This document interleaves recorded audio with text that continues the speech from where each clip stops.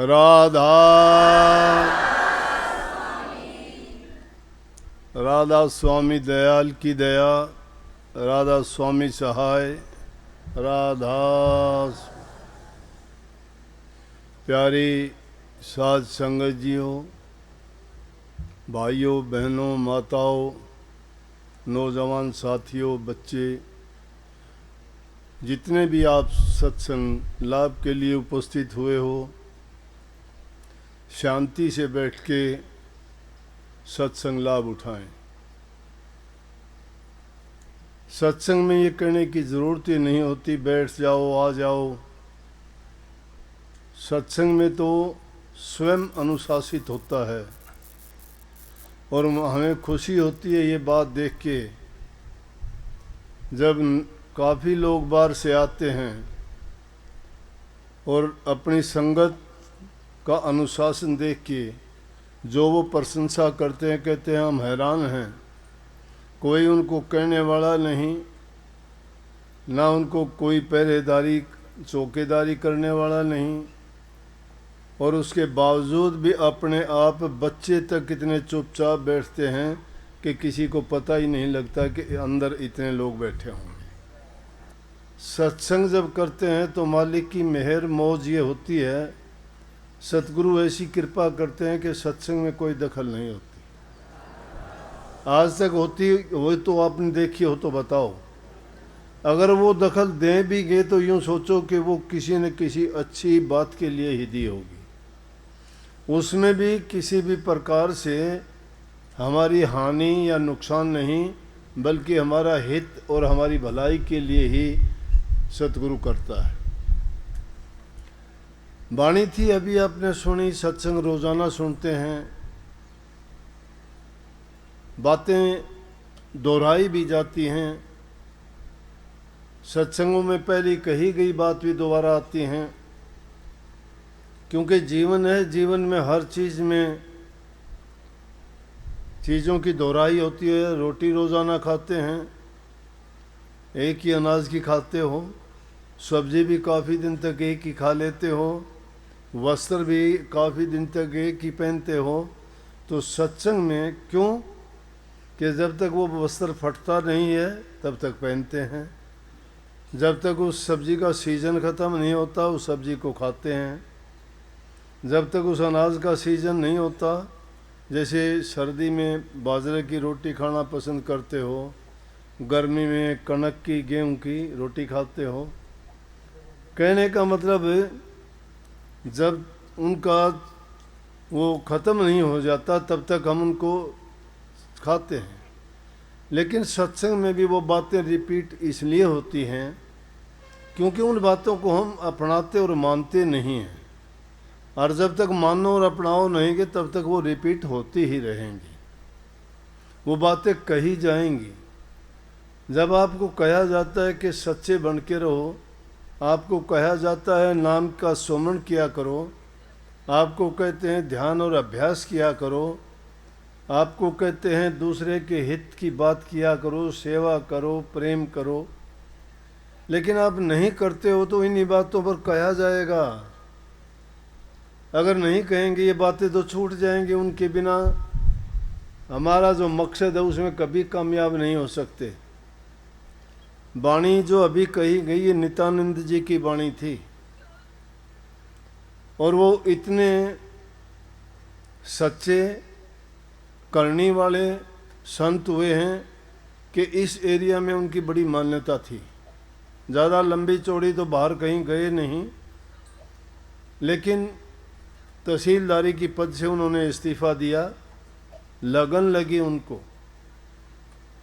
उन्होंने इस बात को खुद के जीवन से, खुद की करनी से साबित करके दिखाया कि और सब बातें झूठी हैं, रमता सेती लाग रे,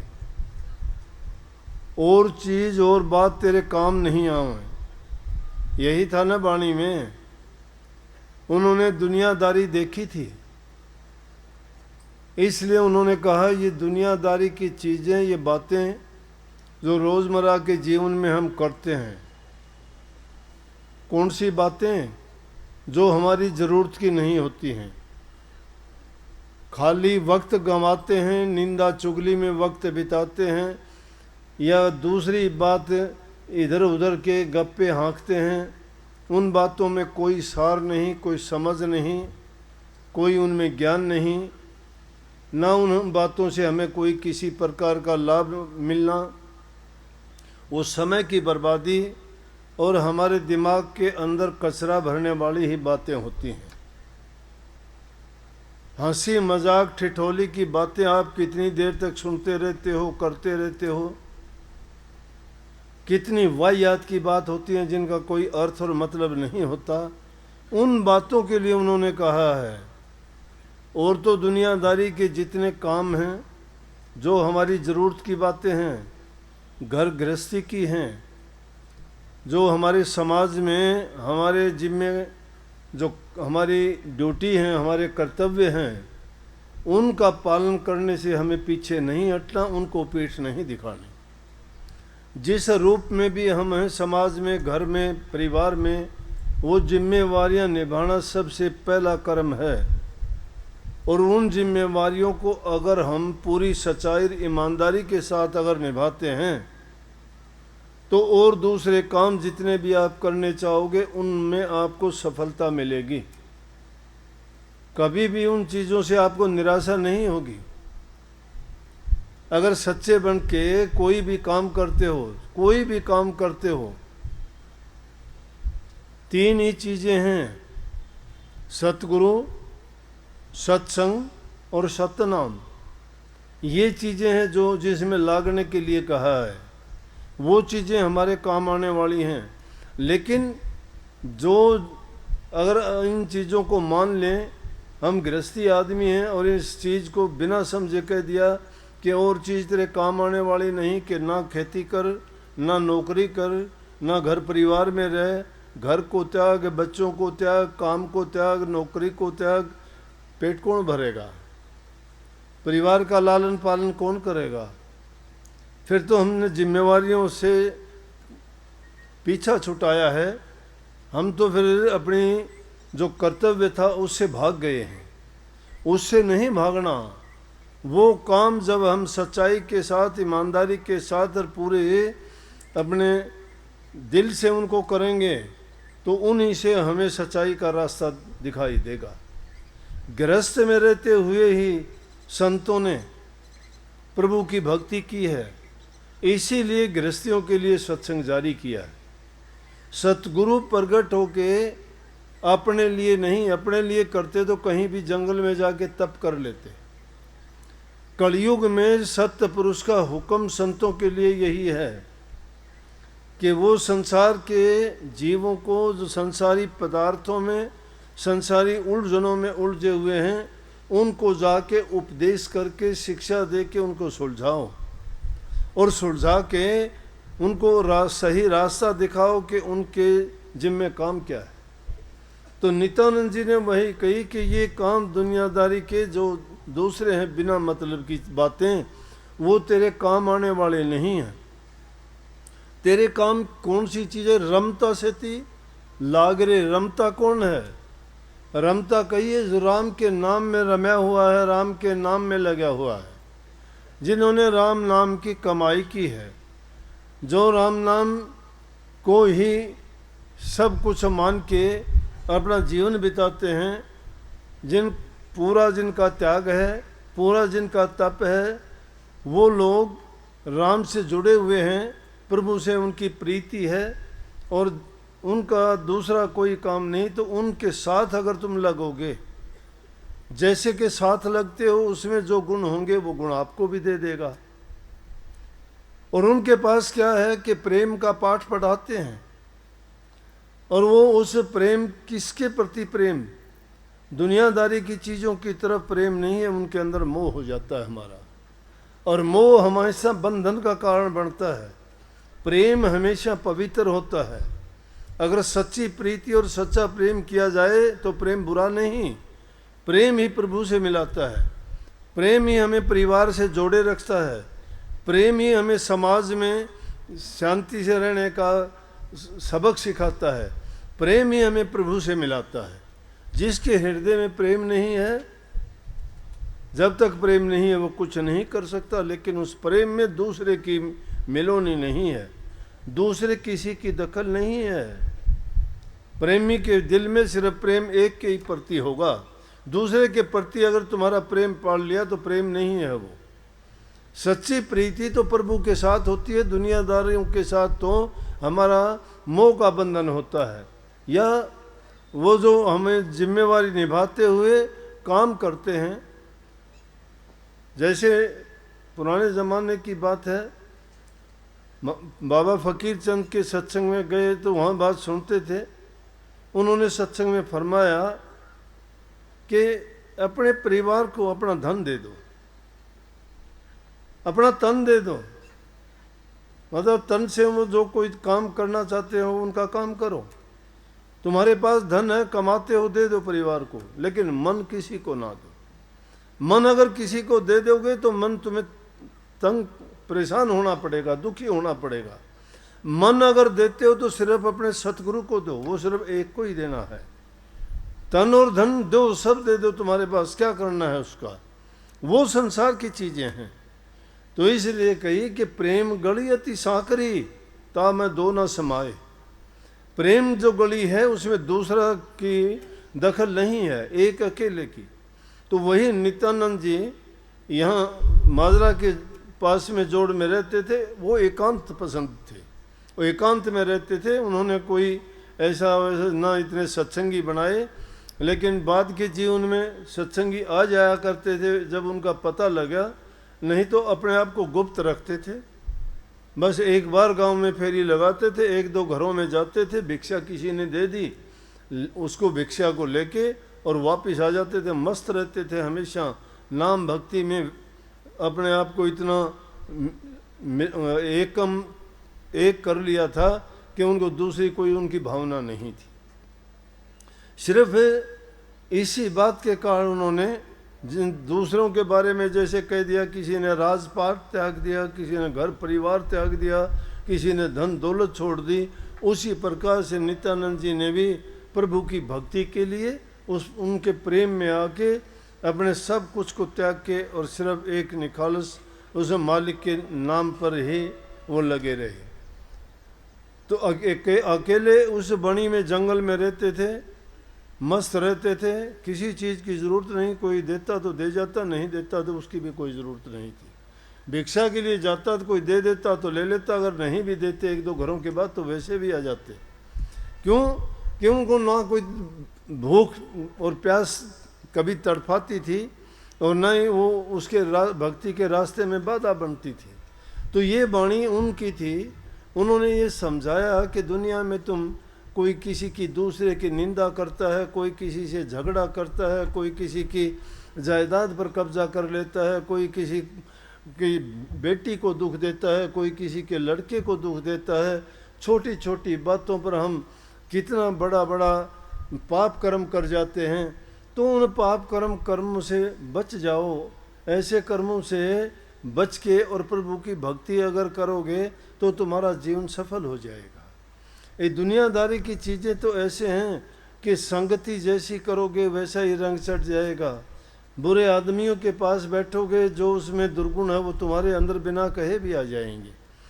अगर तुम अच्छे इंसानों के पास बैठोगे तो तुम्हें अच्छाई की बातें बताएंगे, तुम्हारे अंदर बिना अपनाए भी अच्छाई आ जाएंगी। लेकिन जो रमते राम हैं, जो प्रभु की भक्ति करने वाले हैं, उनका संग करोगे, उनके पास जाओगे तो वो तुम्हें भक्ति के रंग में, नाम में रंग देंगे और आपको धीरे धीरे करके 1 मिनट में या 1 दिन में या 5-7 दिन में, क्योंकि नीरस है नाम में कोई स्वाद नहीं है।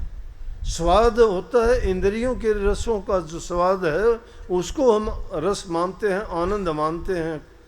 उनके भोगों से जो हमें तुच्छ समय के लिए जो खुशी मिलती है उसको आनंद मानते हैं। हमें नाम रस का पता ही नहीं है। नाम रस जब आना शुरू हो जाता है तो ये रस फीके लगते हैं, इनकी ओर ध्यान ही नहीं जाता। इसीलिए इनकी ओर से उपरामता हो जाती है, अपने आप चले जाते हैं, इनके बंधन टूटते चले जाते हैं। ज्यों ज्यों जो भक्ति में, नाम में लय हो जाता है, ये दुनियादारी के सभी बंधन अपने आप ढीले पड़ जाते हैं। उनको ना मोह रहता है, ना उनको किसी की चीज़ में कोई ये लगन रहती है कि मुझे ये मिले, ना कोई वो किसी स्वाद के बस होते हैं। उनको तो इतना है कि प्रभु के नाम में मस्त रह के उनको जो कुछ जैसा मिलता है उसी से अपना जीवन निर्वाह कर लेते हैं। वो खाने के लिए नहीं जीते, स्वाद के लिए नहीं जीते, वो उस आनंद और प्रेम के लिए जीते हैं। जितना उनका जीवन होता है वो तो चाहते हैं कि सारा का सारा जीवन उनका प्रभु की भक्ति में, उनकी याद में बीते।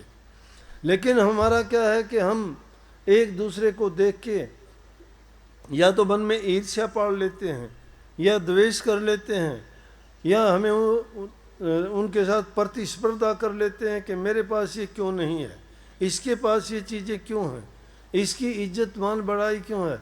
ना ये इज्जत, ना ये मान बढ़ाई, ना ये धन दौलत, ना ये ऊंचे पद, ना ये दूसरी चीज़ें दुनियादारी में जिनके लिए हम तड़पते हैं, भागते फिरते हैं, चालाकियाँ करते हैं, झूठ बोलते हैं, उल्टे सीधे कर्म करके पैसे कमाते हो, किसी का गला काटते हो, किसी का पेट काटते हो, और फिर उसमें तुम सुख ढूंढना चाहते हो। मैं कहता हूँ ऐसी कमाई से, ऐसी चीज़ों से जो तुम्हें अगर मिल भी गई तो तुम्हें अच्छा नहीं, तुम्हारा अच्छा हो नहीं सकता, क्योंकि जो चीज़ तुम्हें मिली है उसमें गुण नहीं, प्यार नहीं, उनमें तो सिर्फ द्वेष भरा हुआ है। वो क्योंकि पाप के रास्ते से आई है। वो जो जिस ढंग से चीज़ कमाई जाती है उसमें वैसे ही गुण होते हैं। अब देखो ये लोग नहीं जानते क्यों, ये आजकल देखते हैं हम कि लोगों में क्रोध इतना ज़्यादा क्यों बढ़ गया, किसी से बर्दाश्त नहीं होता। धैर्य क्यों खो दिया, क्यों नहीं होता बर्दाश्त, खान पान बदल गए, कोई भी किसी की बात बर्दाश्त क्यों नहीं करता। इतनी छोटी सी बात किसी को कहो बस या तो झगड़ा कर लेंगे। रोज़ाना की खबर देखते हो 5, 10, 100, 200 रुपये के लिए कि उसने उसको चक्कू मार दिया, उसने उस झगड़ा हुआ, उसका ये कर दिया, वो कर दिया। क्षणिक बात के लिए बिना सोचे बिना समझे क्यों ऐसा होता है कि आजकल का जो अन्न खाया जाता है उस अन्न में एक प्रकार का जहर भरा होता है, और उस जहर के कारण हमारे खून में इतनी गर्मी हो गई है जिसके कारण क्रोध, ईर्ष्या, द्वेष, निंदा, ये चीज़ें ऐसी भर गई कि हमारे मन के अंदर शांति नहीं है। क्योंकि शांति वाला गुण वाली चीज़ें नहीं हैं। वो जो अनाज खाते हो उनमें कितनी खाद अब डालते हो, उस खाद की तासीर क्या है। वही खाद अगर तुम किसी चीज़ में वैसे डाल के देखो सड़ा देगी थोड़ी देर में, लेकिन वो धीरे धीरे करके पानी के रास्ते से फल में, सब्जियों में, अनाज में जो जाता है पानी में, और उसको जब हम पीते हैं वो हमारे खून में जाता है। क्योंकि सारी चीज़ें जो हम खाते हैं उससे बनती हैं। जो हमारा अन्नमय कोश है उससे सारी चीज़ें बनती हैं, और वो चीज़ें क्या करेंगी, वो अपनी तासीर जो होगी वो खून में जाके वही पैदा कर देंगे। इसी कारण ये चीज़ें बढ़ती चली गई। बर्दाश्त नहीं तो भाई बहन का कितना प्यार था, पुत्र पिता का कितना प्यार होता था, पति पत्नी का कितना प्यार होता था। अरे हमारे देश में तो प्रथा थी कि जिसका पति गुजर जाता था वो स्त्री सती हो जाती थी, चलते चलते पति मर जाता था, पूरी जिंदगी विधवा होकर गुजार लेती थी, दोबारा शादी का कभी सोचती नहीं। संयम था। मैं ये नहीं कहता ये करो, नहीं, मैं बात संयम की करता हूँ कि आजकल वो संयम नहीं रहा, धैर्य नहीं रहा। इन कुछ ये कुरीतियाँ थी, उन कुरीतियों को दूर किया गया। क्योंकि उन अगर सच्चाई के साथ अगर जीवन खुशी से जीना है तो इंसान को ज़रूरत भी पड़ती है। लेकिन मैंने ये बात इस संदर्भ में कही है कि जब इतनी शक्ति थी बर्दाश्त करने की, अब बर्दाश्त नहीं होता किसी से। कैसी कैसी कहानियाँ थी। एक ब्राह्मण था, बड़ा ज्ञानी ध्यानी था, अपने पुत्र को बहुत कहता था कि तू ये याद कर ले, तू ये शास्त्र का पाठन किया कर, उस ये श्लोक याद किया कर। उसको बड़ा सिखाता था, लेकिन वो इतना काम नहीं करता था जितना कि उसके पिताजी उससे चाहते थे। ऐसा करते करते जवान हो गया, जवान हो गया तो एक दिन उनको बात बात पे झिड़क देता था, तो अच्छा नहीं लगता था उसकी पत्नी को कि बच्चा जवान हो गया है और ये फिर भी जो है इस लड़के को कुछ का कुछ कहता रहता है, ये बेचारा कुछ नहीं बोलता, चुपचाप सुन लेता है। एक दिन उस लड़के ने सोचा इससे अच्छा तो रोज़ाना पिताजी तेरी बेइज्जती करता है कि रोज़ आ ही जाता है कभी ना कभी किसी को। मिट्टी को भी अगर बार बार तुम इसको पीटते रहोगे तो ये भी तो इतनी महीन और पतली होके तुम्हारे सिर से ऊंची निकलना शुरू कर देगी। हालांकि इसकी औकात नहीं है, पैरों तले ही रहती है बेचारी, लेकिन इसको अगर बार बार तुम कूटोगे, बार बार इस पर चोट करोगे तो इतनी महीन हो जाएगी कि सिर से ऊंची भी जानी शुरू हो जाएगी। धूल नहीं देखते कई बार गुमार कैसा उठता है, इसीलिए बार बार परेशान करने से कभी न कभी तो आदमी में क्रोध आ ही जाता है। लड़के ने विचार किया कि आज रात को मैं अपने पिताजी को ख़त्म कर दूंगा, ये रोज़ाना की बेइज्जती मेरे से बर्दाश्त नहीं होती। लेकिन वो जमाना था, पिता कभी अपने पुत्र का बुरा नहीं चाहता, क्योंकि संतान ही माँ बाप की सबसे अच्छी और सबसे बड़ी से बड़ी पूंजी होती है। उसके लिए तो अपने प्राणों को भी दान कर देते हैं।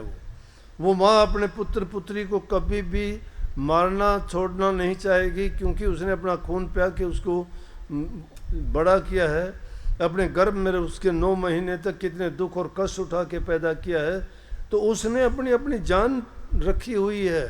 वो उसको कैसे दुख दे सकती है और ना उसके दुख बर्दाश्त कर सकती है। खुद दुख बर्दाश्त कर लेंगे माँ बाप, लेकिन संतान को दुख नहीं होने देंगे। तो एक रात जब उसने सोचा कि आज अपने पिताजी को ख़त्म कर दूंगा, और वो दोनों पति पत्नी सोए हुए थे, लड़का इस ताक में था कब इसको नींद आए और कब मैं जाके और इसको मारूं अपने पिता को। तो तभी वो उसकी माँ उससे कहने लगी, उसके पिताजी से, कि देखो एक बात कहूँ आपसे कि अपना बेटा जवान हो गया है और बहुत कुछ आप उसको बुरे से बुरा कहते हो, आपको ऐसा कहना नहीं चाहिए। अब आपके जवान होने के बाद बराबर का ही हो जाता है, समझदार है, कब तक ये बर्दाश्त करेगा? मुझे भी अच्छा नहीं लगता, आप ऐसा ना किया करो। उसके पिताजी पता है क्या कहने लगे? बोला बात सुनो, मेरा भी बेटा है वो, ये नहीं कि मुझे बुरा लगता है, मुझे बहुत प्यारा है, मुझे बहुत अच्छा लगता है, चांद से भी प्यारा है। लड़के ने जब ये बात सुनी, लड़के का सांस आना बंद हो गया, बड़ी गौर से सुन लेने लगा आगे क्या बोलते हैं। बोला कि जानती हो मैं क्यों ऐसा करता हूँ? कि मैं चाहता हूँ कि मेरा पुत्र ऐसा बने कि ये किसी से भी शास्त्र में ज्ञान में कम ना रहे, किसी से हार के ना आए। मैं इसको बड़े से बड़ा विद्वान बनाना चाहता हूँ, इसमें कोई कमी ना रहे। इसलिए इसी प्रकार से गुरु भी शिष्य की घटत करता है। और उस शिष्य अगर ये सोच ले कि गुरु मेरा बुरा करता है या मेरे अवगुण बताता है या मेरी कमियां निकालता है, तो गुरु पर वो अगर दोष रखना शुरू कर दे तो समझो कि उसका हित नहीं हो सकता। कहने का मतलब कि हमें ये सोचना चाहिए कि जो कुछ हमारे लिए माँ बाप करते हैं, गुरु करते हैं, प्रभु करते हैं, उनमें कभी भी दूसरी ऐसी बात नहीं आ सकती कि जिसको हम ये कहें कि वो हमें दुख देने वाली है। लेकिन ज़माना क्यों बदल गया? बदलने का कारण यही है कि या तो हमारा खान पान गलत है, जो गलत तरीके से कमाया गया है, या गलत ढंग से आया है। अगर इंसान अपनी नेक कमाई, हक हलाल की कमाई का खाता है, उसके विचार शुद्ध और पवित्र होंगे, और जिस इंसान के शुद्ध और पवित्र विचार होंगे उनके मन में शांति होगी, उनके साथ बैठने वालों के साथ उनका प्रेम होगा, घर परिवार में उनके शांति रहेगी, और जहाँ शांति है उस घर में लक्ष्मी वास करती है, बड़े छोटे की इज्जत कदर होती है, वहाँ बूढ़े बुजुर्गों की बात सुनी जाती है, और उन बूढ़े बुजुर्गों की बात जो होती है वो शिक्षा से, गुणों से भरी हुई होती है। हमेशा वो अच्छी बात बताते हैं जिसके कारण उनके जीवन में किसी प्रकार की कोई बाधा ना आए और उनका जीवन अच्छा गुजरे और वो सबका हित करे, किसी की बुराई ना करे। जब घर परिवार में सुख और शांति होगी, मन में शांति होगी, तो ही आप भक्ति के रास्ते पर चलने के काबिल बनोगे। अगर सीधा ही आपको कह दिया कि चल गुरु के पास चल, नाम ले ले, कितनों को लेके आते हैं। कोई शराब पीता है, कोई दूसरा नशा करता है, कोई और उल्टे सीधे काम करता है, कोई जुआ खेलता है, और फिर लेके आते हैं, कहते हैं जी इसको ऐसा करो, ये ऐसा करता है, शराब पीता है। शराब कौन छुटा दे सकता है? उसके मन में जब कोई बात है, वो जब तक तैयार नहीं है तो कितने ही आदमी लेके जाओ। वो तभी छोड़ सकता है जब उसका मन कहेगा। अब उसका मन खुद का काबू में नहीं है, वो खुद अपने मन से नहीं चाहता मैं ये काम करूं या नहीं करूं, उसको दूसरा कोई नहीं करा सकता। लेकिन इसी मन को अगर साध लिया जाए और इसी मन को पक्का कर लिया जाए तो वो चीज़ें तो कहीं अपने आप तो हमारे आके चिपटी नहीं थी, उन चीज़ों को हमने अपनाया है। कोई भी चीज़ है हम उनको छोड़ सकते हैं, आसानी से छोड़ सकते हैं। और इंसान के लिए कोई चीज़ भी मुश्किल नहीं है, भक्ति भी मुश्किल नहीं, भक्ति भी बड़ी सरल है, कठिन नहीं है। बताऊं आपको, कठिन है तो इन चीज़ों को मानना कठिन है, अच्छे गुणों को अपनाना कठिन है, सच्चाई के रास्ते पे चलना कठिन है, निंदा चुगली बुराइयां छोड़ना कठिन है।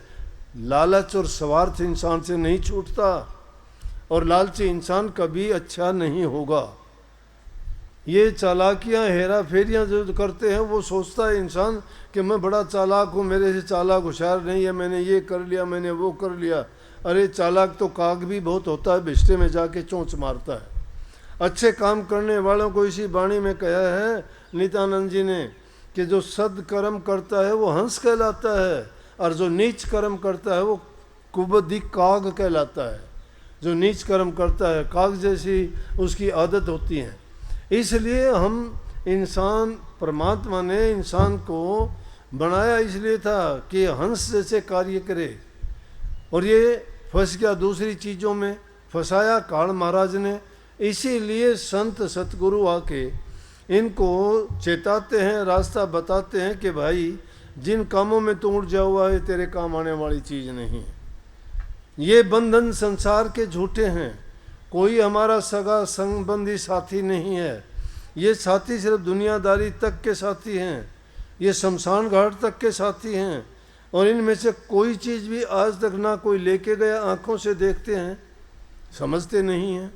कितने हमारे से पहले आए जो डंगों से धरती को नापते थे, हाथों पर पर्वतों को उठाते थे, कहाँ हैं आज वो? क्या लेके गए वो? लेकिन जिन्होंने प्रभु की भक्ति की वो अपने पीछे नाम छोड़ के गए, संदेश छोड़ के गए। उनका नाम हमेशा अमर रहेगा, क्योंकि उन्होंने वो काम किया। इसलिए वो चीज़ जो काम आने वाली है, तो हमारे साथ जाने वाली है, वो सिर्फ भक्ति है, और उसका रास्ता हमें सतगुरु से मिलता है। इसलिए सच्चे दिल से जो सतगुरु की शरण में चला गया, सतगुरु की शरण आसान है। कैसे आसान है? आप लोग आए हो, किसी ने कुछ नहीं पूछा, आराम से प्यार से आपको सबको बैठाया है। कोई यहाँ टिकट नहीं लगी, कोई फीस नहीं लगी, कोई कंडीशन नहीं लगाई गई। आपकी स्वेच्छा के लिए कहा है कि आप आओ, बैठो, सुनो, और अच्छी चीज़ है उनको अपनाओ। ये सत्संग है। जब सत्संगों में वो चीज़ बताई नहीं जाती और कह दिया कोई एक चीज़ का नाम लेके ये नाम जप लिया करो कल्याण हो जाएगा, गुरु तुझे अपने आप ले, अरे कहाँ गुरु ले जाएगा? कोई नहीं ले जाता। किसी को ले जाने वाले तुम्हारे गुण है। गुरु तो अगर ले जाएगा तो जो कहता है उसकी बात मानते चलो। इसी को गुरु की पूजा कह दिया। जो गुरु हमारे लिए उपदेश करता है, जो हमें शिक्षा देते हैं, जो हमें चीज़ अपने बेहतरी के लिए, अपने जीवन को बनाने और सुधारने के लिए कहते हैं, उन चीज़ों को अपनाते चले जाओ। वो चीज़ें अगर हमने कितने कितने साल बीत के अगर किसी से बोलते हो ना, तो बड़ी डींग मारेंगे। मुझे नाम लिए 20 साल 40 साल हो गए, बड़े महाराजियों से लिया था। अरे बड़े महाराजियों से नाम लिया, बड़े काम तो नहीं किए तूने। बड़ा तो जब मानते कि वो काम करते, बड़े महाराज जी बड़े क्यों कह दिए? क्योंकि बड़े काम किए थे। छोटे काम करोगे तो आपको बड़ा कौन कह देगा? अगर बड़े थे तो बड़े करके दिखाओ। शिष्य में गुण होना चाहिए, अपने गुरु क्यों बड़ा करके दिखाए। अगर उन्हें गुरु को बड़ा करके दिखाता है तो बड़ा है। अगर गुरु की नाम की ओट लेके अगर रोटी खाना चाहता है कोई भी खा ले, वो तो भीख मांग के भी मिल जाता है। राम के नाम से कितने भिखारी फिरते हैं, कोई किसी रूप में कोई किसी रूप में, लेकिन सच्ची भिक्षा सतगुरु से मिलती है, वो नाम की भीख है। और उसमें आपको वो दक्षिणा देते हैं गुरु कि उसको पाके हमारा जीवन धन्य हो जाता है। गुरु हमसे चाहता क्या है? गुरु चाहता है कि हम बुराइयों को छोड़ें और सच्चाई के रास्ते पर चलें, नाम भक्ति को अपनाएं। बहुत आसान है नाम भक्ति। सारे काम करते रहो, घर बार परिवार के, समाज के, किसी काम में रुकावट नहीं है, लेकिन उनके अंदर उनकी मर्यादाएं हैं, उनकी सीमाएं हैं। उन सीमाओं के अंदर रह के काम करो, जो ज़रूरत है उसके मुताबिक काम करो। अगर उससे ज़्यादा तुम करते हो या कामी कीड़े बनते हो या अपने आचार विचार से गिरते हो या अपने जीवन में अनावश्यक चीज़ों को, दुर्गुणों को लगाते हो, वो बुरा है। सब दुर्गुणों को त्याग के और अगर सद्गुण अपनाते हो तो आपको जो गुरु ने नाम दिया है वही नाम तुम्हें पार तार देगा, धन्य कर देगा। नाम एक प्रकार का टिकट है जो तुम्हें इस पार से उस पार ले जाएगी, लेकिन उस नाम को खोना नहीं। नाम को लेके नाम की कमाई करनी है, और वो बहुत आसान है। कुछ बाधा नहीं है किसी काम में भी। आपके कोई काम करते जाओ, संतों ने बड़ा हेला दे के रुक के मार के कहे, सब ने जो जिस समाज में पैदा हुआ वो सारे काम किए और उन्होंने उसी समाज को अपने ढंग से समझा दिया कि काम करते रहो लेकिन प्रभु की भक्ति भी साथ करो, कोई रुकावट नहीं। धन्ना भगत जाट था, खेती का काम करता रहा और ऐसी भक्ति की कि तुम्बे बोने के बाद में भी उसको ज्वार मिली। सारे काम प्रभु ने किए उसके खेत के। सैन भगत नाई का काम करता था, लखमा माड़ी का था, कबीर साहब जुलाहा था, कपड़ा बुनता था, नामदेव छिपी था, कपड़ों को रंगता था, रविदास जी चमार जाती थे, जूतियां बनाते थे। उन्होंने कहा कि अपने काम करने में कोई शर्म और संकोच नहीं, वो काम करते जाओ और उसी काम में भक्ति है। सच्चे मन से वो भक्ति करते जाते हो, लो तुम्हारी प्रभु से लगी रहती है। कोई देखना नहीं, कोई सुनना नहीं, कुछ करना नहीं, ना तुम्हें समय बर्बाद करना। अगर कोई आके तुम्हारे पास में बैठता है, तुम्हारा समय बर्बाद करेगा, अनावश्यक बात करके तुम्हारे दिमाग में कचरा भरेगा और उन बातों का कोई तुम्हारे जीवन में लाभ नहीं, अर्थ नहीं, महत्व नहीं। तीनों चीज़ें खराब हैं ये। उनसे क्या मिलेगा हमें? हमें सिर्फ वही बात सुननी चाहिए जिससे हमारा या तो लाभ हो, या हमें कुछ संदेश मिलता हो, या हमारा जीवन सुधरता हो, वो बात सुननी चाहिए। नहीं तो समय की बर्बादी है और बिना बात के अपने दिमाग के अंदर ऊन जनून भर लेना है। ऐसी चीज़ों को कभी भी अपने दिमाग में मत भरने दो। अच्छे गुणों को अपनाओ। संत महात्माओं फ़कीरों की वाणी, उनके कहे हुए शब्द वचन वो याद करो।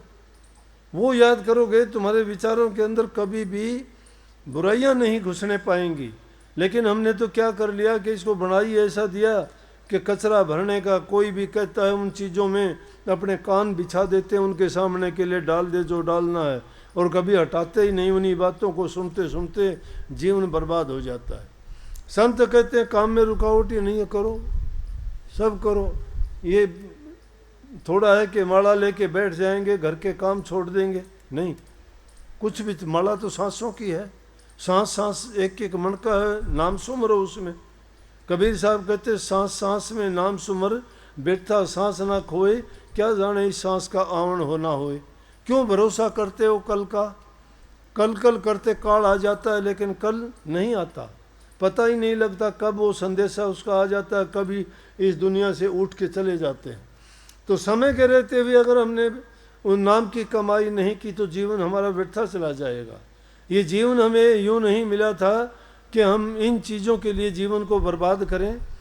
ये इंसान का चोला लाखों करोड़ों जीवन बिताने के बाद मिलता है, वो भी बड़े नेक कर्म करने के बाद मिलता है। और वो मिलने के बाद भी हम नहीं चेतते और सोए रहते हैं गफलत की नींद में। परवाह नहीं है हमें क्यों आए थे, क्या करना था, ये भी बात बेचारी है, कभी नहीं सोचते। क्यों आए दुनिया में, क्या करके जाओगे, कभी सोचते हो कि इस क्या है हमारा नतीजा आगे क्या है? अरे क्या इन चीज़ों के लिए जिंदा हैं हम कि 2 रोटी खाएं पिएं घूम लें फिर लें बस? जीवन का अंत चला जाएगा, मृत्यु सामने खड़ी है, पता नहीं कब दबोच लेगी आके अचानक। इसलिए समय रहते हुए उस नाम की कमाई करो ताकि हमारा उद्देश्य की पूर्ति हो। इंसान का चोला तो इसलिए मिला था कि हम इस जन्म मरण के जेल से, बंधन से मुक्त हो जाएं, काल की जेल से छूट जाएं, ये जन्म मरण का दुख ना भोगें। इसमें संबंध जोड़ लेते हैं दुनियादारी की चीज़ों से। कोई ये मेरा पुत्र है, ये मेरा भाई है, ये मेरी पत्नी है, ये बेटा बेटी है, ये रिश्ते नाते हैं। लेकिन उनमें से अगर कोई भी हमारे से जुदा होता है, हमें कष्ट होता है, दुख होता है, क्योंकि हमने वो जोड़े हैं अपने साथ। लेकिन कबीर साहब कहते हैं, अरे मन रहना होशियार, एक दिन चोर सिपाही आवेगा। वो चोर भी है, सिपाही भी है। चोर इसलिए चुपके से आएगा, सिपाही क्यों है, ताकतवर है, उसके हाथ में कानून नहीं छोड़ेगा, कितनी भी उसके आगे मिन्नत करना एक पल को भी नहीं देगा। तो इसलिए काम करते करते प्रभु के नाम का सुमरण आसानी से करते हो। और इस युग जैसा दूसरा युग ही नहीं है। कलयुग में संतों ने इतना सस्ता कर दिया ये काम कि सभी चीज़ जो ज़रूरत की चीज़ें हैं सभी भोगो, कोई परहेज नहीं है। जो मन में आता खाओ, ज़रूरत के मुताबिक खाओ। ज़्यादा तो अच्छी चीज़ खाओगे तो भी खराब कर देगी, बुरी खाओगे तो खराब करती ही करती है। खराब पियोगे तो कर देगी, खराब ज़्यादा बोलोगे तो खराब कर देगी। हर चीज़ जो भी ज़्यादा नहीं, ज़रूरत के मुताबिक। अति का भला न बोलना, अति की भली न चुप, अति का भला न बरसना, अति की भली न धूप। Excess of everything is bad. बहुतायत किसी भी चीज़ की अच्छी नहीं है। ये संतुलन बना के सारी सृष्टि रुकी है। हर चीज़ का संतुलन। 84 लाख योनि है, कीट पतंगे से लेके हाथी जैसे जीव इस धरा पर हैं। कोई जल में है, कोई जमीन पर है, कोई वायुमंडल में उड़ते घूमते हैं। किसी के जीवन में दूसरा बाधा नहीं है। सबके अलग अलग काम हैं, अलग अलग रास्ते हैं, वो सब जीते हैं। 84 लाख प्रकार के जीव, और एक दूसरे से कोई किसी प्रकार का वो नहीं है। लेकिन इंसान एक ही जाति का होते हुए भी इसके इतने टकराव हैं कि तो ना जीना चाहता है ना जीने देता है। जीवन का उद्देश्य तो होना चाहिए जीवो और जीने दो। मन में शांति हो, प्रेम हो। जहाँ शांति और प्रेम होगा वहाँ भक्ति है, वहाँ श्रद्धा है, वहाँ विश्वास है। जहाँ यकीन जिसका दृढ़ है, परमात्मा उसके अंदर ही है, मन में ही है। ढूंढते ढूंढते हम चले गए, घूमते रहे सारी जिंदगी, घूमते रहो कहीं नहीं मिलेगा। लेकिन उसको अगर खोजना चाहते हो तो हमारे अंदर में ही बैठा हुआ है। कही है, ये धागा तोड़ दे तस्वीर किताबें डाल पानी में, मसायकत बन के क्या करना मसीकत को चलाता जा। अगर है शौक मिलने का तो हरदम लो लगाता जा। अगर उससे प्रभु को मिलने का शौक है तो हरदम उसकी लो लगाओ, उसके साथ हमेशा जुड़े रहो, उसकी याद हमेशा बनी रहे। ये ज़रूरी नहीं है कि हम उसका समय निकाल के और सिर्फ एकांत में बैठ के और सोचें कि ले अब तो ये टाइम हो गया, अब कुछ देर के लिए मैं कर लूँ, कुछ देर के लिए ध्यान में बैठूं। अरे ध्यान में तो हमेशा बैठे ही रहते हो, काम करते करते भी बैठे रहते हो। ध्यान तो तुम्हारा ऐसा होना चाहिए, काम करते करते ही तुम्हें पता नहीं होना चाहिए। नानक साहब को उसकी बहन लेके चली गई, क्योंकि उनके पिताजी चाहते थे कि नानक साहब दुनियादारी के काम में फंसे, व्यापार में लगा दिया। बोले यहाँ तो कोई काम नहीं करता, उसकी बहन के साथ भेज दिया। तो उसके जो बहनोई थे वो अनाज का काम करते थे, नानक साहब को वहाँ छोड़ दिया, कहने लगे यहाँ अनाज तोल दिया करो और ये काम सीखो आप। वहाँ जाके बैठ गया, वहाँ जिसकी लो लगी होती है उसको क्या परवाह, उसके मन में तो ये। अभी उस थोड़ी देर पहले गया था कि मैं नित्य कहूँ समझाए छोड़ दे मेरा मेरी रे। ये मेरा मेरी का ही तो झगड़ा है सारा, मैं और मेरा। तू और तेरा कह दो ना, तू कौन, परमात्मा और तेरा सब कुछ उसका, हमारा है क्या यहाँ? हमारा तो कुछ भी है नहीं, जो कुछ है वो उसी का है। इसलिए नानक साहब जब अनाज को तोलने लगे, तोलते तोलते गिनती की कि 1 2 3 4 8 12 13 13 13 अनाज तोलता गया, 13 से ऊपर गिनती नहीं की। एक आदमी देख रहा था, जाके कह दिया, अरे वो कहाँ रख लिया तूने? वो लड़का, वो तो तेरे बर्बाद कर देगा। बोला क्या बात है?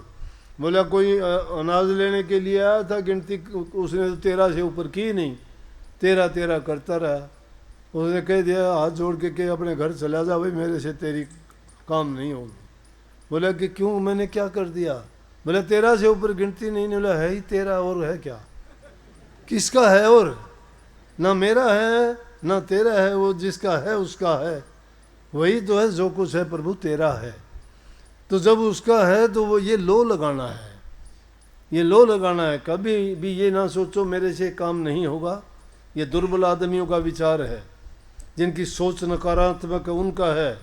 वो लोग बहाने ढूंढा करते हैं, मुझे समय नहीं मिलता, मुझे दर्द रहता है, मुझे बच्चे नहीं करने देते, मैं क्या करूं, मुझे काम बहुत ज़्यादा करना पड़ता है। गलत बात। जिसको करना होता है वो अपना वक्त निकाल लेता है, काम करते करते कर लेगा, कोई उसको रोकने वाला नहीं है। वो तो मन से करना है, काम हाथों से शरीर से करना है। पर भक्ति हमेशा मन से होती है, तन से नहीं होगी। ना ऐसे माला से होगी, ना भेक से होगी, ना कोई दूसरी चीज़ों से दिखावे से होगी। भक्ति अगर होगी तो सच्चे मन से होगी। मन में जब तुम्हारी सत्यता होगी, सच्चाई होगी, इसीलिए तो कही सतगुरु। सतगुरु कौन है? जो सत्य का उपदेश करे। लेकिन सत्य की बजाय और ही पाखंड गुरु हो गए। सत्य उनके पास है ही नहीं। सत्य किसके पास होगा? जिसने गुरु का संग किया हो, गुरु के बताए नियम पर चला हो, गुरु ने उसको अच्छी तरह से घड़ छोल के तैयार किया हो, जिसकी घड़ाई की हो। जिससे घड़ाई नहीं हुई तो उसके सफाई कहाँ से होगी? उबड़ खाबड़ी पड़ा रहेगा उसका खेत। तो जिसने बांध नहीं की खेत की, उसमें तो खरपतवार ही खड़े रहेंगे। लेकिन गुरु शिष्य को ऐसे त्रास देता है जिस प्रकार से जोरी हीरे को तरासता है, जिस प्रकार से कुम्हार मिट्टी के बर्तन को पीट पीट के बना देता है, जिस प्रकार से सुनार सोने को कूट पीट के सोना बना देता है जिसकी इज्जत और कदर होती है, जिस प्रकार से खाती बढ़ाई लकड़ी आड़ी टेढ़ी जंगल से लेके आता है, छील के काट के ऐसे सुंदर बना देता है, वो इज्जत और शोभा पाती है। इसी प्रकार से गुरु भी शिष्य को तरासता है। और जो गुरु ने तराशा नहीं ना, उसके पास है कुछ नहीं, ड्रामा कर देगा, नकली बन जाएगा, गुरु का ढोंग रच देगा। ढोंगी बहुत होते हैं, ड्रामे बहुत होते हैं, साधु के भेष में शैतान बहुत होते हैं। साधु का काम होता है समाज को सही रास्ता दिखाना, बुराइयों से निकालना, सत्य मार्ग पर चलाना, प्रभु की भक्ति में लगाना और उनको नेक नियत रखने का उपदेश और शिक्षा देना। और जो सच्चे गुरु जिसको मिल जाते हैं उसका जीवन संवर जाता है। गुरु मिल गया सच्चा गुरु तो लेखा निमट जाता है उसी दिन, क्योंकि अच्छा करते आदमी अच्छा हो जाएगा, कभी न कभी उसमें सुधार आ जाएगा। जो लगा रहता है जरूर एक दिन सच्चाई में बदल जाएगा। लेकिन धैर्य रखना पड़ता है हर चीज़ के लिए। धैर्य जो रखता है, क्या अब क्या गर्मी के ख़त्म हो, गर्मी तब भी पड़ रही है, अब भी बहुत गर्मी है, धूप बहुत है, लेकिन आप तो चुपचाप बैठे हो, आपको तो कोई शिकायत नहीं गर्मी की, ध्यान ही नहीं है गर्मी की ओर, ध्यान उसकी ओर है ही नहीं, ध्यान आपका ये ध्यान है, उसके बारे में सोचते ही नहीं हो।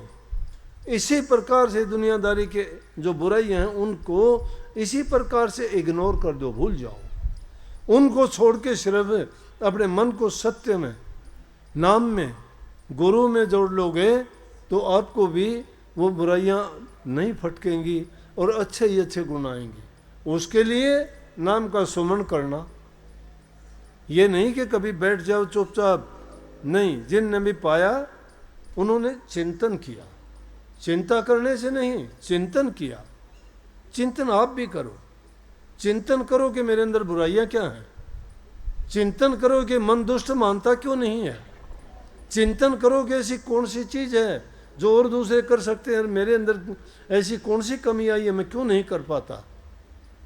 जब ये जांच आप कर लोगे अपनी, आपको अपनी कमी दिखाई देगी, और सच्चे जब बनोगे कि अपनी कमी को खुद जान के अपनी कमी को निकाल दोगे।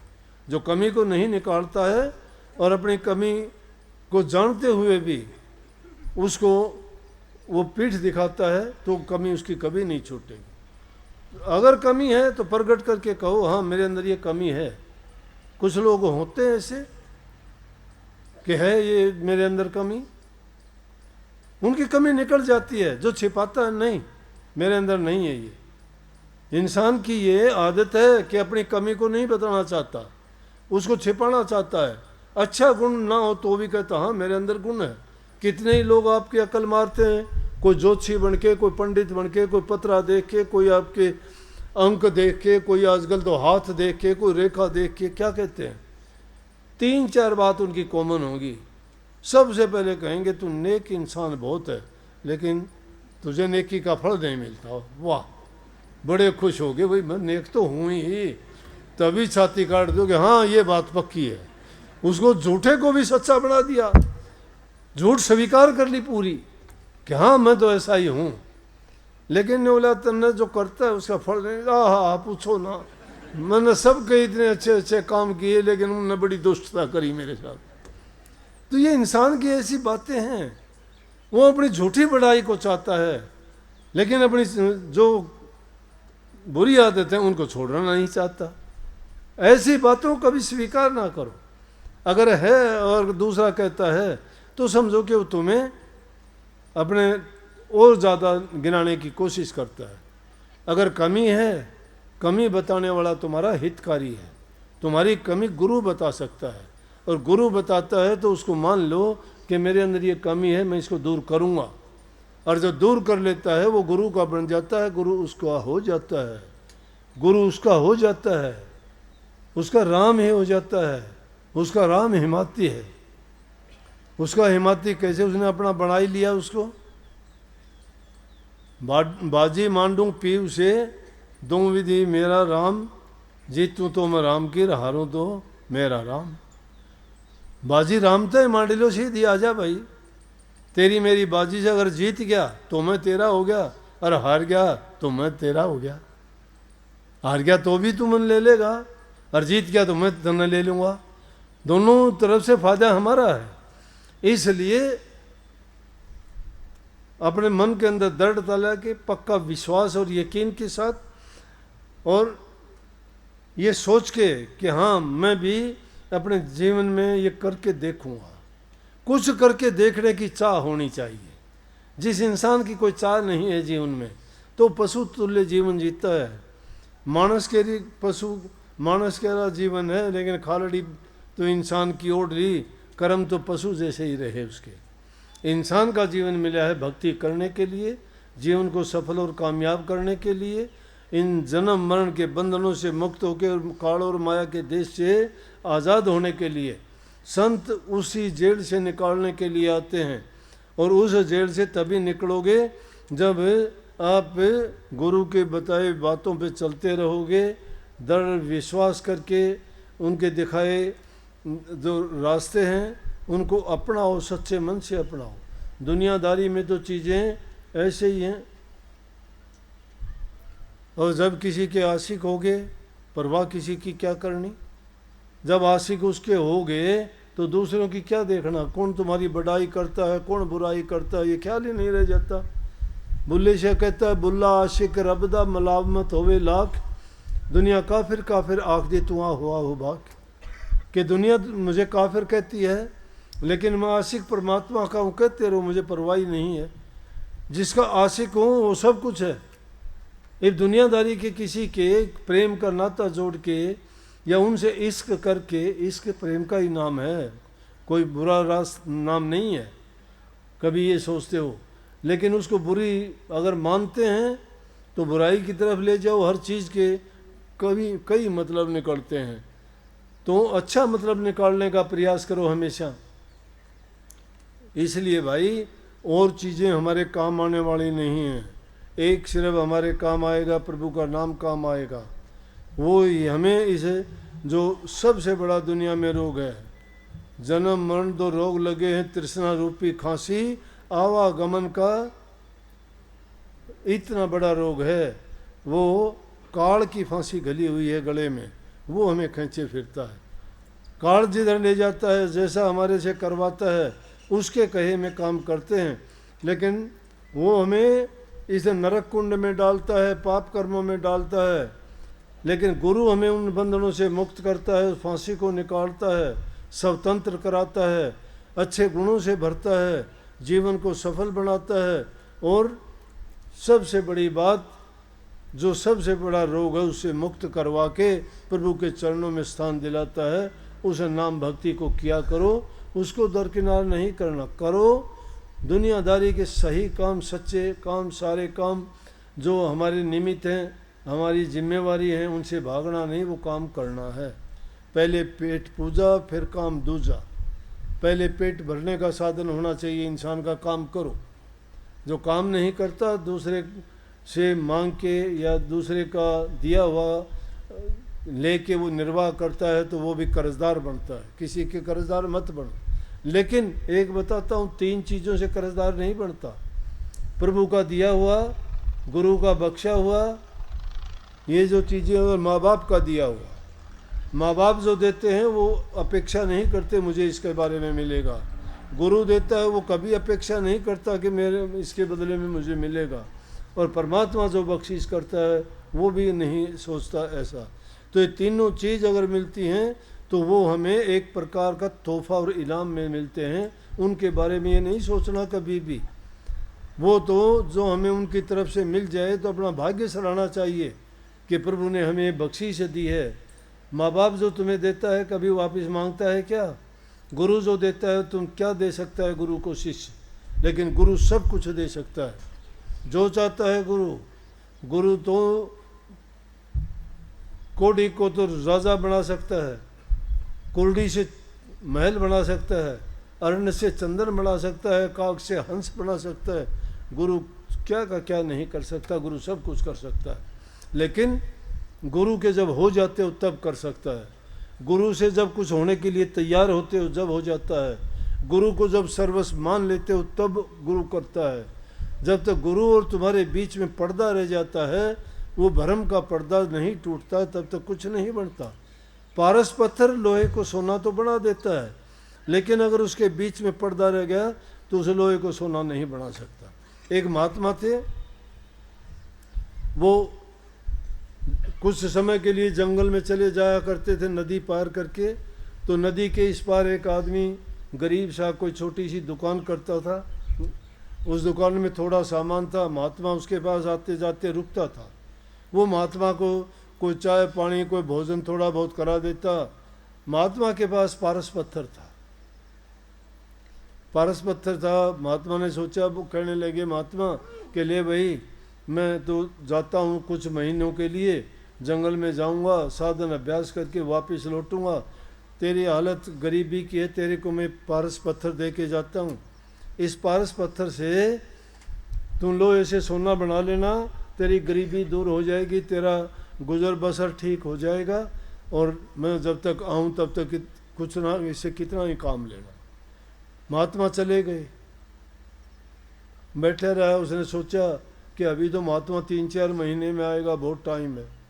पहली चीज़ तो ऐसा सोचते सोचते टाइम गवा दिया। फिर याद आई कि ओह, महात्मा का तो आने का समय हो गया। उसने क्या किया, बाज़ार में जाता लोहा लेने के लिए कि लोहे का क्या भाव है। भाव बताया, बोला कि पहले तो ये भाव था, अब थोड़ा महंगा हो गया। बोला कि यार ये तो महंगा हो गया, सस्ता होगा जब आऊँगा। कुछ दिन के बाद में फिर गया, फिर पता किया और महंगा हो गया। यूं करते करते वो समय आ गया, समय आ गया, पारस पत्थर यूं का यूं रखा रहा है उसका। पूछने लगे महात्मा, जब आए बोले कि भाई हालत वही वही, छोटी सी दुकान, वही 4 डब्बे रखे, कुछ नहीं उसकी। उसने सोचा था अब तो बहुत बड़ा कारोबार हो गया होगा, बहुत सोना बनाया होगा, बड़ा धनवान हो गया होगा, लेकिन वो तो कुछ नहीं हुआ। देख के कहने लगे अरे ये क्या किया? बोले तू तो अब भी गरीब का गरीब ही है। क्या किया उसका पारस पत्थर का? बोला जी वो तो रखा है। बोला क्यों नहीं काम लिया उससे? बोला जी क्या काम लेता, लोहा रोज आता, लोहा महंगा होता रहा, मैंने सोचा सस्ता होगा जब लूँगा। बोले अरे मूर्ख, बर्बाद कर दिया तूने सब कुछ, अब मैं नहीं छोड़ता, तेरे पास में लेके जाता हूँ। ये जीवन है इंसान का। पारस पत्थर ये जीवन है, हमारे सांस, ये सांस मिले हैं। पारस पत्थर गुरु ने नाम दिया है, वो है। इसको कैसे बनाएं? गुरु ने कह दिया कि नाम को जपया कर, अभ्यास किया कर, सुमरण किया कर, चिंतन किया कर। जब नाम का अभ्यास करेगा, चिंतन करेगा, सुमरण करेगा, तेरे कर्म कट जाएंगे, मालो माल हो जाएगा तू। मालो माल तो जब होता है जब प्रभु नाम की दौलत मिलती है। दुनिया के पदार्थों से कोई मालो माल नहीं होता, वो तो व्याधि है, बीमारी है, वो तो रोग है। दुनिया का धन अगर मिल गया तो बीमारी है, वो तुम्हारी बुद्धि को भ्रष्ट कर देगी।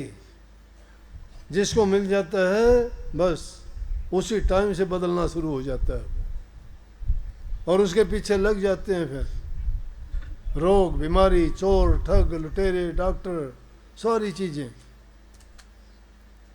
इसलिए वो व्याधि है, बीमारी है वो। कहने लगे तो वो जीवन करते करते सोचते हैं भाई सुमन अभी नहीं, अभी थोड़े बच्चे छोटे हैं, थोड़े दिन में सुमन करूँगा, अभी काम थोड़ा है, अभी मैं काम से थक जाता हूँ। तो करते करते बुढ़ापा आ गया। बुढ़ापा आ गया, जमदूत आके खड़े हो गए, चल। बोले यार थोड़े दिन तो छोड़ दे अभी। बोले अब नहीं छोड़ने का टाइम था, दिया था तेरे को मौका। ये जीवन हमें उसी प्रकार से मिला है। वो तो एक सिर्फ दृष्टांत था घटाने के लिए, समझाने के लिए। वास्तविकता तो ये है कि इंसान को ये जीवन, बहुमूल्य जीवन, बड़ा कठिनता से मिलता है। लेकिन इसको हम बर्बाद अगर कर चले तो हमारे पल्ले क्या है कि उसकी तरह फिर पछताना ही पड़ता है, कुछ नहीं मिलता। इसलिए भाई सभी काम करो, लेकिन ये भूल कभी ना करो कि प्रभु को भूलो। अव्वल तो सांस सांस में याद रखा करो, अगर नहीं भी रखो तो कम से कम जो भूल चूक होती है तो सोचा करो कि जो काम किया था वो मैंने नहीं किया, पश्चाताप किया करो। जो इंसान पश्चाताप करता है वो ज़रूर उस काम को ठीक कर लेगा, संवार लेगा, और उसका ज़रूर कल्याण होगा। तो आप सबको बहुत बहुत आशीर्वाद भाई। मानोगे आपका हित होगा। सेवा करा करो बूढ़े बुजुर्ग की, माँ बाप की। हमने गुरु से सीखा है, गुरु ने जो शिक्षा दी मैं वो आपको बताता हूँ कि जो कुछ है वो गुरु की दी हुई शिक्षा के कारण है। प्रेम बढ़ाओ, बूढ़े बुजुर्ग की सेवा करो, किसी की बुराई ना करो, और समय निकाल के प्रभु के नाम का सुमरण ज़रूर से ज़रूर किया करो। सबको बहुत बहुत आशीर्वाद। राधा